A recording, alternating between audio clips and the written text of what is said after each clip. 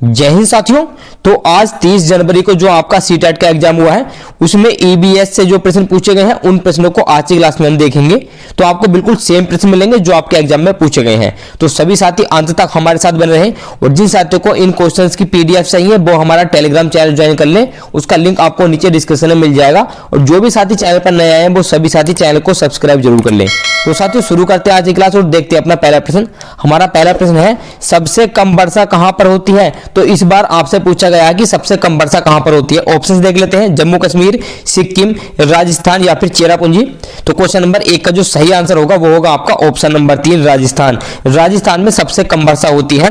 अगर साथियों यहां पर एक ऑप्शन लेह भी दिया हुआ होता तो आपका लेह भी सही हो जाता, क्योंकि राजस्थान के बाद लेह में सबसे कम वर्षा होती है। अगला प्रश्न देखेंगे, प्रश्न नंबर 2 ये रहा आपकी स्क्रीन पर। निम्न में कौन सा पक्षियों का समूह ऐसा है जो हमसे 4 गुना ज्यादा दूर तक की वस्तुओं को देख सकता है। तो इनमें से कौन सा वो समूह है जो मनुष्य की तुलना में 4 गुना ज्यादा दूर तक की वस्तुओं को देख सकता है। कबूतरबाज कौवा, चीलबाज गिद्ध, तोता उल्लू गिद्ध या फिर तोता मोर और चील। तो आपका क्वेश्चन नंबर 2 का जो सही आंसर होगा ये होगा आपका ऑप्शन नंबर 2 चीलबाज और गिद्ध। जिन साथियों ने इस पर टिक लगाया उनका आंसर बिल्कुल सही है। तो ऑप्शन नंबर 2 इसके लिए सही आंसर हो जाएगा।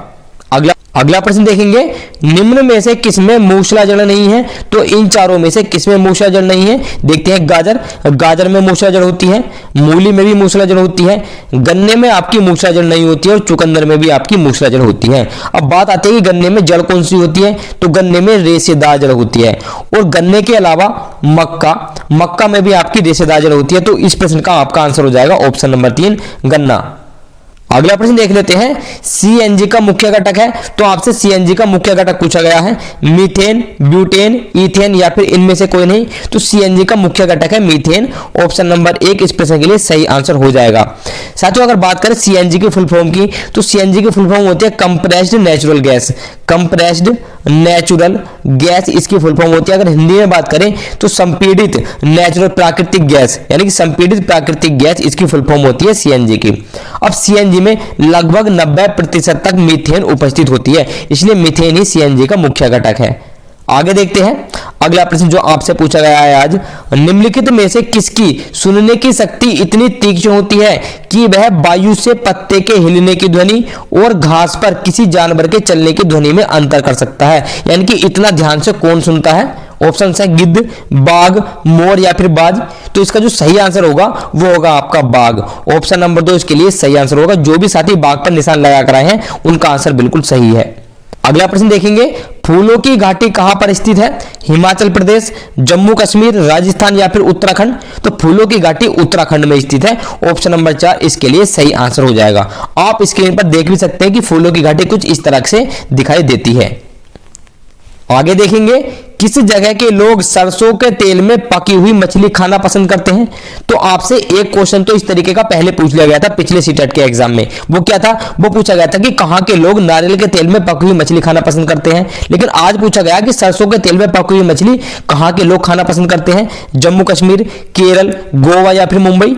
तो इसका आंसर होगा ऑप्शन नंबर 1 जम्मू कश्मीर के लोग। ऑप्शन नंबर 1 इसके लिए सही आंसर हो जाएगा। अगर गोवा की बात करें साथियों तो गोवा में नारियल ज्यादा होता है, तो वहां के लोग नारियल के तेल में पकी हुई मछली खाना ज्यादा पसंद करते हैं। आगे देखते हैं, कौन सा मसाला घी या तेल में रखने पर अच्छी खुशबू देता है। तो मसाले से संबंधित ऐसा ही आपका कुछ क्वेश्चन था, इसमें कुछ और लाइंस भी थी। तो देखते हैं इसके ऑप्शन, सौंफ, धनिया, जीरा या फिर हल्दी। तो वो मसाला है जीरा। ऑप्शन नंबर 3 इसके लिए सही आंसर होगा। जो भी साथी जीरे पर निशान लगा कर आए हैं उनका आंसर बिल्कुल सही है। अगला प्रश्न आपका एग्जाम में पूछा गया था, निम्नलिखित में से कौन से रोग मच्छरों से फैलते हैं। तो मच्छरों से संबंधित रोगों के बारे में आपका क्वेश्चन था, मलेरिया, निमोनिया, डेंगू और चिकनगुनिया। अगर इन चारों की बात करें तो इनमें से मलेरिया मच्छरों से फैलता है, डेंगू भी मच्छरों से फैलता है और चिकनगुनिया भी मच्छरों से फैलता है। यानी कि आपका ए सी और डी ये तीनों हमारा सही हो जाएंगे, जो कि हमारा ऑप्शन नंबर 3 में है। तो ये आपका सही आंसर होगा। निमोनिया साथियों मच्छरों से नहीं फैलता है। मलेरिया, डेंगू और चिकनगुनिया तीनों मच्छरों से फैलने वाले रोग हैं। अगला प्रश्न देखेंगे जो आपके एग्जाम में पूछा गया है और ये राजस्थान के घरों से संबंधित प्रश्न था। निम्न में से कौन सी राजस्थान के घरों की विशेषता है? तो इन चारों विशेषताओं में से हमें वो विशेषता बतानी है जो राजस्थान के घरों की है। देखते हैं। घर लकड़ी के बने होते हैं और ढलान वाली छतें होती हैं। घरों को पत्थर की कटाई से बनाया जाता है और एक को दूसरे के ऊपर रखा जाता है और मिट्टी के साथ उनको लेपित किया जाता है। अगला है, घरों को मजबूत बांस के खंभों पर यानी कि जमीन से लगभग 10 से 12 फीट के ऊपर लकड़ी से बनाया जाता है। और अगला ऑप्शन है हमारा, कटीली झाड़ियों की छतों के साथ बने मिट्टी के घर। तो जो राजस्थान के घरों की विशेषता है वो है हमारी ऑप्शन नंबर 4 में कि कटीली झाड़ियों की छतों के साथ बने हुए मिट्टी के घर यहाँ पर पाए जाते हैं। तो ऑप्शन नंबर 4 इसके लिए सही आंसर हो जाएगा। तो आपका एक क्वेश्चन और पूछा गया था जो आज टाइप होने से रह गया है, चार चिनारी कहां पर स्थित है? ये क्वेश्चन आपका आज पूछा गया था। तो चार चिनारी स्थित है जम्मू कश्मीर में। जम्मू कश्मीर में चार चिनारी द्वीप स्थित है। तो जम्मू कश्मीर में एक झील है डल झील, तो डल झील के अंदर यह है चार चिनारी द्वीप स्थित है। आप स्क्रीन पर देख सकते हैं कि चार चिनारी द्वीप दिखने में कैसा होता है। ये चार चिनारी के नाम से क्यों फेमस है? क्योंकि यहाँ पर चिनार के पेड़ पाए जाते हैं। यहाँ पर चिनार के पेड़ पाए जाते हैं, इस वजह से यह द्वीप चार चिनारी के नाम से प्रसिद्ध है।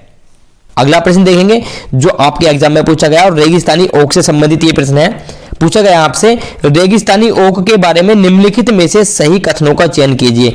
तो इन चारों में से कौन से कथन सही हैं रेगिस्तानी ओक के बारे में, वो हमें बताने हैं। तो देखते हैं। रेगिस्तानी ओक एक वृक्ष है जो लगभग हमारी कक्षाओं जितना अर्थात लगभग 4 मीटर लंबा होता है। तो बिल्कुल सही बात है, रेगिस्तानी ओक जो है यह एक वृक्ष है और यह लगभग हमारी कक्षाओं यानी कि 4 मीटर लंबा होता है।